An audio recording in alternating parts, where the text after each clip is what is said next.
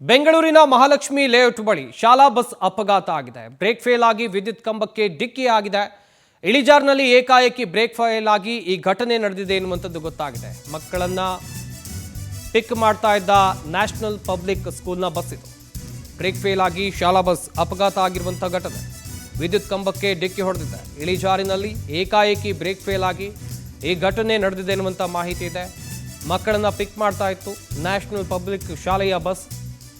ಪವಾಡ ಸದೃಶ ರೀತಿಯಲ್ಲಿ ಅಪಘಾತದಿಂದ ಎಲ್ಲ ಮಕ್ಕಳು ಸೇಫ್ ಆಗಿದ್ದಾರೆ. ಮಲ್ಲೇಶ್ವರ ಸಂಚಾರಿ ವಿಭಾಗ ಪೊಲೀಸರಿಂದ ಘಟನೆಯ ಬಗ್ಗೆ ಪರಿಶೀಲನೆಯನ್ನು ನಡೆಸಲಾಗಿದೆ. ದೃಶ್ಯಾವಳಿಗಳಲ್ಲೂ ಗಮನಿಸ್ತಾ ಇದ್ದೀರಾ. ಶಾಲಾ ಮಕ್ಕಳನ್ನು ಕರ್ಕೊಂಡು ಹೋಗ್ಲಾಗ್ತಾ ಇತ್ತು. ಶಾಲಾ ಮಕ್ಕಳನ್ನು ಕರ್ಕೊಂಡು ಹೋಗೋಕಂತೇಳಿ ಈ ಬಸ್ ಬಂದಿದ್ದು. ಆದರೆ ಇಳಿಜಾರಿನಲ್ಲಿ ಬ್ರೇಕ್ ಫೇಲ್ ಆಗಿದೆ. ಬ್ರೇಕ್ ಫೇಲ್ ಆಗಿ ಕರೆಂಟ್ ಕಂಬಕ್ಕೆ ಶಾಲಾ ವಾಹನ ಡಿಕ್ಕಿ ಹೊಡೆದಿದೆ. ನೋಡ್ತಾ ಇರಬಹುದು. ಇದರಲ್ಲಿ ವಿದ್ಯಾರ್ಥಿಗಳು ಕೂಡ ಇದ್ದರು. ಪವಾಡ ಸದೃಶ ರೀತಿಯಲ್ಲಿ ಯಾವುದೇ ವಿದ್ಯಾರ್ಥಿಗಳಿಗೂ ಗಾಯಗಳ ಆಗಿಲ್ಲ ಎನ್ನುವಂಥ ಮಾಹಿತಿ ಇದೆ. ನ್ಯಾಷನಲ್ ಪಬ್ಲಿಕ್ ಶಾಲೆಗೆ ಸೇರಿರುವಂಥ ಬಸ್ ಇದು.